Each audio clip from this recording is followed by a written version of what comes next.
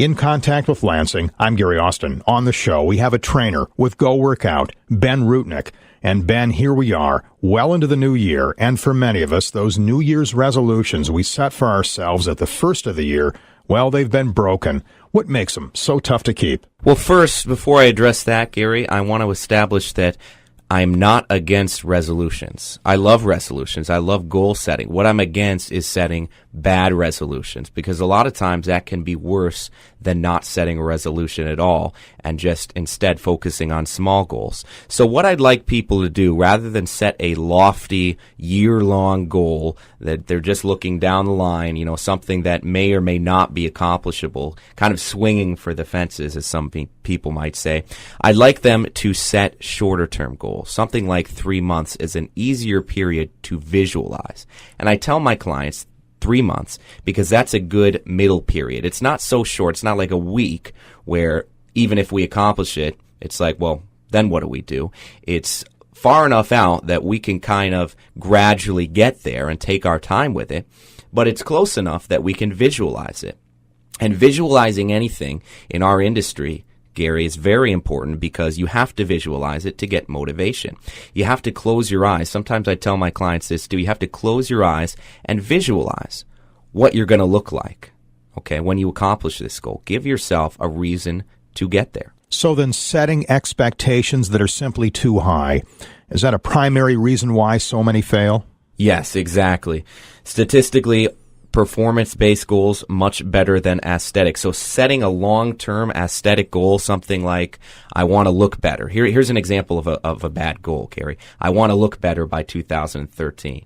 Well, how do you know when you've gotten there? That's not a very measurable goal. How do you know when you're getting there? How do you know if you're halfway there? You don't. You have to set something that is, number one, measurable, something that you can track so you know when you get there. But number two, something that is fulfilling.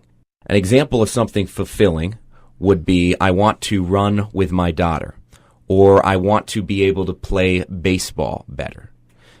Something performance-based that is going to improve your life. I want to look better may or may not actually improve anything other than your self-esteem in front of a mirror. So it's all about getting motivated and staying motivated, and I would think maybe doing your workout with maybe, someone in your family, a buddy, husband, wife, that sort of thing. Kind of make it a team effort. Absolutely. Working out with someone else is much more effective than working out by yourself for most people. Some people, they love to work out by themselves. They love being alone. They like to push themselves, but that's not everybody, Gary. Some people need that extra push. And just by having your significant other or a friend there watching, even if they're not doing anything with you, even if they're just hanging out at the gym while you're there, you will, and studies have shown, push yourself harder to accomplish your goals, up to 10 to 15% harder, Gary. Ben, I've heard about the importance of working this out in sort of a combination sort of way, where you get a good workout in, but at the same time, you can't forget about the fact that you've got to eat right, too. Something I see a lot of, Gary, is somebody goes through a hard workout, they're sweating, they get home, they feel good about themselves, they say, wow, I just worked hard, I deserve some candy and, some bad food, I deserve a little bit of a reward. But what you get there is you've essentially just wasted that workout now, really? Because you've consumed the calories that you've just burned. And the important thing is to remember, you have the 23-to-1 rule, which is what I use with my clients. I tell them, you're in the gym for an hour or less. You're at home 23 hours. And that kind of puts it in perspective, which is the larger amount of time. So which is going to be more important? Really, a good workout plan is the icing on the cake. Your bread and butter comes from following that meal plan on the weekends as well as the weekdays, creating a schedule like clockwork and sticking to it. Find regularity in what you do, and you're going to find that weight loss. Ben, what are some common problems you see with eating habits today? There's a few of them, and I'll list them according to what I see the most of. Number one I see the most of is eating too many carbs and not enough protein. So we need to lower the carbs and up the protein intake.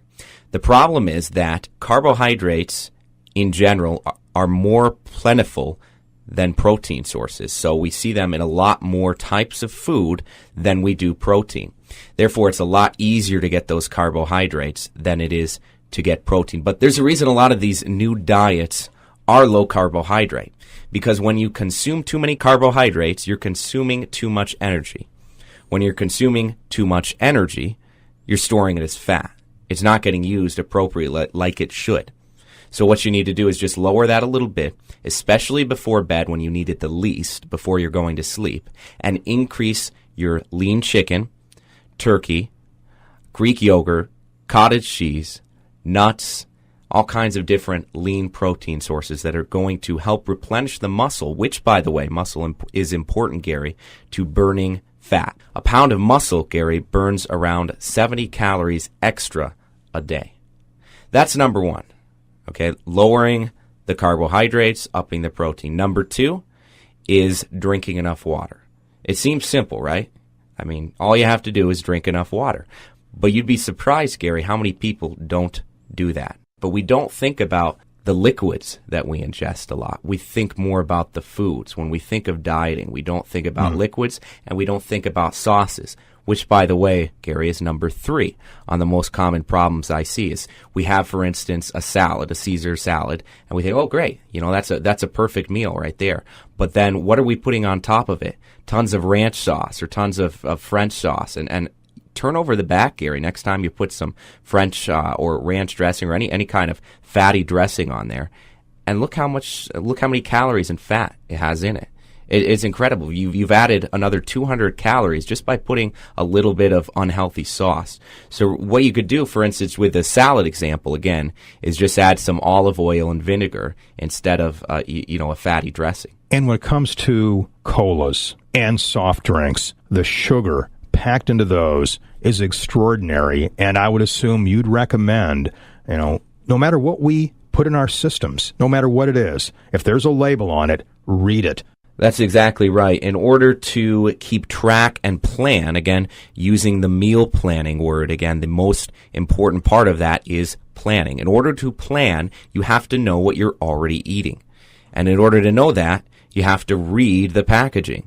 How many calories from fat? How many calories from fat, protein, carbohydrates are you getting? Block that out and think about, what am I getting the most of? If I'm getting the most of fat and carbohydrates, there's our problem.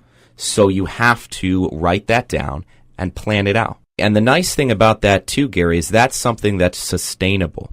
Just changing what you're eating short term, but not understanding why you're eating that, following some random diet that you've downloaded on the internet, that doesn't educate you. That doesn't help train you for the future, Gary. You can give a man a fish and he eats for a day. You can teach a man to fish, he eats for a lifetime. So what I'm trying to do is teach people to fish. It seems so much of what we do these days is linked to time, and it seems the less time we take when preparing a food and diet regimen, things end up not as organized as we'd like. That's a good point, and that's one of the reasons, one of the first questions I ask my clients is, how much time do you have on the weekends? What days do you have off? Because I want to figure out when they're going to actually be able to prepare this food. One easy thing to do is on your off days, cook in surplus. So rather than just cooking for Saturday, cook for the entire week on your off day. Put it in Tupperware containers. Use those Tupperware containers for your advantage. Take them to work with you. Use that planning that I talked about. Plan what you're going to do that week. If you know that you're going to be especially busy, you're really going to need to cook enough that you're going to have stuff to eat without having to sit down and plan a meal on the fly. Because for most people, that's not going to happen. They're going to end up, again, eating that unhealthy food because they haven't set out some time to cook. Well, eating healthy and doing it right, for many, does require a lifestyle change in a lot of ways. I mean, it's all about setting new habits and breaking old habits that haven't been working. And that's a good way of kind of summarizing. I like how you said that. Setting new habits. That's exactly what we're doing. We're creating a new us. I tell people, and I point to my head, and I say, this is the first muscle that needs to change before any of the other ones do. Obviously, we haven't gotten to this point by doing things right.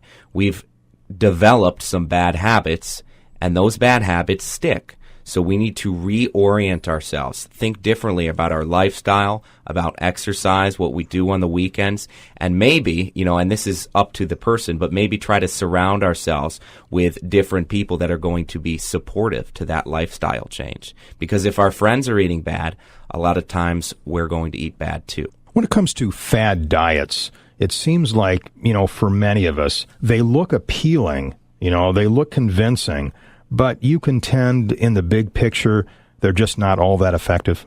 Good question, Gary. They're called fad diets for a reason, because they'll come and go. If we're going to try a diet, we should do something that's well researched and make sure there's facts to support the claims. Because these diets tend to, and don't get me wrong, they do have their advantages, but they make a lot of claims that sometimes are supported and just sometimes are based on junk science. So look at the research. See where this is coming from. If somebody says to not eat carbohydrates at all, which I'm not saying, I'm saying lower your carbohydrates, but if somebody says don't eat carbohydrates at all, take it out of your diet, do some research and try to understand what zero carb is going to do to you, because a lot of times it's going to take out all of your energy. You're going to have lower energy. Figure out what the research is, what the studies are showing, and then make a decision for yourself, because really it's you and you alone that's going to be able to decide if this diet is right for you. Very important before starting any kind of a new diet or any kind of an exercise regimen, always check with your doctor first. Questions or concerns, that's very, very important to do, of course. Now, we've got our food situation discussed. Now on to exercising. Again, we've got to set those objectives, set those goals on what we hope to achieve by way of an exercise program. Now, for those who are just starting out, what do you recommend? I recommend, first and foremost, not starting out too fast. That's another common error that I see. People get excited about this stuff, which is great, but they get so excited that they dive in too fast. And that can often lead to injury, or more commonly, simply burning themselves out. Just kind of getting sick of it because they come in 7 days a week. They don't give themselves enough rest time in between those workouts. They get sore, and they just get tired of it. Because, Gary, it's not easy. This lifestyle change, this whole thing is not going to be easy. People need to brace for that and understand that and go into it slowly. Let's say we're just starting out with an exercise regimen. Now, we've heard the importance of, for example, jogging. We've heard walking is also beneficial, of course, and lifting weights and doing elastic bands. Give us an idea for those just starting out. What's a good starting point? Well, the starting point, Gary, is going to vary from person to person based on their abilities. Nobody's going to start the same way, and nobody's going to finish the same way. Each person's body is different. They have different strengths and weaknesses. So I would answer your question this way, Gary. I would say that we need to, first and foremost, establish some ground rules, establish what we're able to do, what our weaknesses are. If you have a shoulder injury and you can't lift above your head, that needs to be one thing that you're going to avoid. If you have a knee injury, running or jumping are going to need to be taken out of the equation. So once you establish where you are and what you're able to do, then we can go from there. For most people that are, and I'll say relatively healthy, in about average shape, and which is where most people are going to be on that spectrum, is about average, a little bit of simple body movement, just adding activity to your regimen, will go a long way. Just some walking, jogging, taking the stairs instead of the elevator, adding some weightlifting in there too. If you have a set of weights, that's a great starting point. You mentioned bands. Those are great, what we call progressive resistance, because it gets heavier as you lift it. Just grab a few things if you need to from the store, but you don't even need to do that, because you can use a backpack with some books in it if you don't have access to a gym. Be creative in thinking about this, and you'll find that you can go a long way without some expensive equipment. And Ben, of course, all of that physical activity involves exertion. Different people, their body, when they're just starting out, it's going to react in different ways, and that's why the experts say it's always very important to make sure you're in the right kind of physical shape before you do embark on any kind of an exercise regimen like this. For example, someone, if they haven't had a physical in a while, they may have some sort of a heart condition that they're unaware of, and they go out and they really overdo it, or they don't even have to overdo it. They can just do a little bit of exercise, and then that obviously can become become a very serious problem. That's why it's just vital, right, that you check with your doctor before embarking on anything like this. Yeah, and that's why we have what we call the PAR-Q. It's a system of questions we ask everyone that walks in the door in order to make sure that they're healthy enough for exercise. It's questions like, have you ever been diagnosed with a heart-related disorder, heart disease, high blood pressure, high cholesterol, stroke? Have you ever had asthma, seizures? Do you have a back problem, joint problems? Questions like this. And if the answer is yes to any of them, we always recommend, okay, go to the doctor first before you start. And how many times have we heard in the wintertime, for example, people who just don't do a whole lot at all to start with, and then they're out shoveling a lot of snow. And so often heart attacks result because of that, because people, their systems, they just can't take it. So that's why it's very important to have all that stuff checked out ahead of time before you embark on any kind of a physical regimen like this. I guess the next question, Ben Rutnick with Go Workout, how many times a week should we exercise? Can we do it every day? What I like to say, again, Gary, starting out slow and not diving into it, doing it every day would be a perfect example of diving into it, because you're not giving your body time to rest between workouts.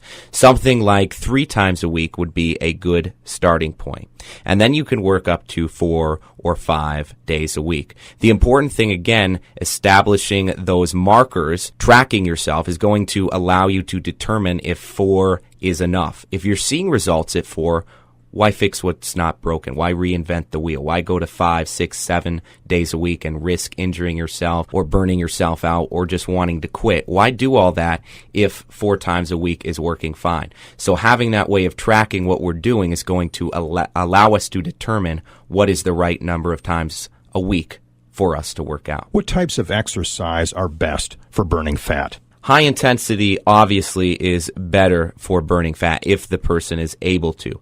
Pushing yourself to 100% of your maximum ability for a short period of time, then following with a lesser intensity and switching between the two, I found to be far more effective than steady state cardio, just walking at a steady state. Instead, try, if walking is relatively easy for you, try jogging for a little bit, then walking, then jogging, then walking. Back and forth. Switching between those intensities will allow you to push yourself a little bit harder. With a lesser intensity, you're simply not going to burn as many calories.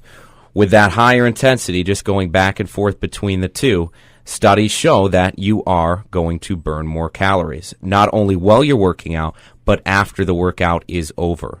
After you're done, let me just reiterate that, Gary, because I think it's important. Hitting that 100% max just for a few minutes will allow you to continue burning fat after your workout. Whereas if you don't hit your max at all, you will immediately stop burning as many calories. Your metabolism will lower once you walk out the door. So we want to keep your metabolism up, and we're going to do that with high-intensity interval training. And you can do that at home by adding some weights to your run, running with some weights, sprinting occasionally if you're able to sprint, or jogging if you're not, and just connecting the two. So alternating your intensities. Once you start breathing hard, you start sweating, and you feel like, wow, I need to stop. That's your 100%. That's your max. So then it's time to stop for a minute, rest, breathe, and then go harder again. The way that we accomplish this in the gym is a little bit different, but essentially the same idea. We do it with cardio machines, don't get me wrong, but we also use a lot of weights and calisthenics, plyometrics, because a simple weight training regimen can get your heart rate up, can have you breathing just as well as a cardio machine can. Let me reiterate that, Gary. Weights can accomplish cardio. Cardio is not just machines. Weights can create a cardio effect. Another important thing is change is a must. You have to vary your workouts. One thing that we use to vary our workouts is called CrossFit. CrossFit is constantly varied, high-intensity, functional movements performed at high intensity. There's that high intensity word again, Gary. It's very important to accomplish these things short term, high intensity, vary our workouts, and use functional movements. A functional movement is a multi-joint movement that uses more muscle and is more natural to us. So we allow people to use these movements to compete with themselves or a partner to turn exercise into sport using our CrossFit program. CrossFit is very popular now. It's huge in a lot of states, and we're trying to make it big in Lansing as well. Common mistakes I see when people exercise: not incorporating enough weight training, never actually pushing to their 100% max, even if it's only for a couple seconds. And when I say 100%, some people get scared, but for some people, 100% is going to be different. It could just be doing bicep curls gets them to that 100% max. The important thing is to find what that is and get there for just a minute or so. Not keeping records is also a common mistake because, as I said, how are you going to know you got to your goal if you don't set that goal and track your progress? Rest times being too long is another very common mistake. People talk on their cell phones or talk to their friend or talk to their partner, or maybe their partner that they're working out with is not at an equal exercise ability. So then they have to pause, wait for that person to finish, which is another reason it's important to find somebody that's at the same ability level. Mixing exercising with socializing is something you just don't want to do at the gym. You want to get in there and focus. I help people reach their goals. That's what I am. I think of myself as a coach, not just a trainer. I focus on more than just the exercise. I think about the big picture. I'm an accountability partner. I push them to that 100%, which they may not have the motivation to do by themselves. I help them vary their exercises and their diets. We go day by day, but we look at the big picture. It's all about sometimes trial and error, figuring out what works and what doesn't, setting new goals, analyzing what didn't work, why it didn't work, and always pushing towards that goal, having that goal in mind. All right, Ben, that's terrific. So fitness really is a lifestyle. We have to change our routine. It requires work and patience. That's right, Gary. It is a lifestyle, and it does require a significant amount of work and patience. But don't get me wrong, it doesn't have to be miserable, and it doesn't have to be something that you don't want to do. All you have to do is stay moving at work or at home. It's not easy, but it can be simple if you go about it right. Just go for a run while on vacation. Fitness doesn't end when you leave the gym. Come at it with a fitness mentality. Change your lifestyle, reorient yourself, and you will accomplish those goals that you set out with in January. Do you find those who've set objectives and have met them, they are so satisfied with where they are, they never want to go back? One thing I do, Gary, that's a lot of fun, I have a weighted vest with 2.5 pound increments. So you use the amount of weight that the person has lost and you put it right back on them. And that really allows them to feel how much they've lost. If they've lost 20 pounds, we put 20 pounds right back on their back, let them walk up the stairs, feel how gassed they are and say, "Do you ever want to be there again?" And they look at me and say, "Absolutely, Ben. No." Personal trainer at Go Workout, Ben Rutnick. And Ben, for those listening, if they'd like more information, how do they contact you? A good starting point would be to go to gwocrossfit.com. That is our personal training website for the gym. Find out more about us, find out how to contact us and what we can offer you, and then go from there. And again, that website address? gwocrossfit.com. New numbers are out, and they show last year was a good year for the Capital Region International Airport, flying in and out over 350,000. While that's an improvement, it's still down from the nearly 430,000 in 2008. About that time, the economy took a turn for the worse, and that was a big reason for the decrease then. But ever since, reports indicate things have been steadily getting better. Getting a lot of the credit for this, Sun Country Airlines, the carrier, now has a number of non-stops, along with seasonal routes to popular tourist destinations.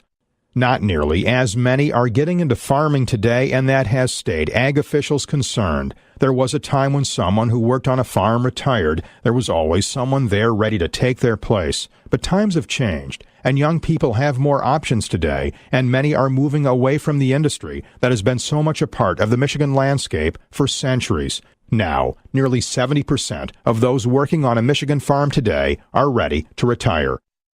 U.S. Education Secretary Arne Duncan is giving Michigan an outstanding grade for increasing standards for MEP tests. He even said what we're doing here should be an example for other states to follow. He's quoted as saying an accurate assessment of student performance is vital to best prepare them for college and their eventual careers. In Michigan, the system was changed after many criticized the grading criteria that allowed a passing grade for getting fewer than 4 in 10 questions right. The standard has since been raised to 65%.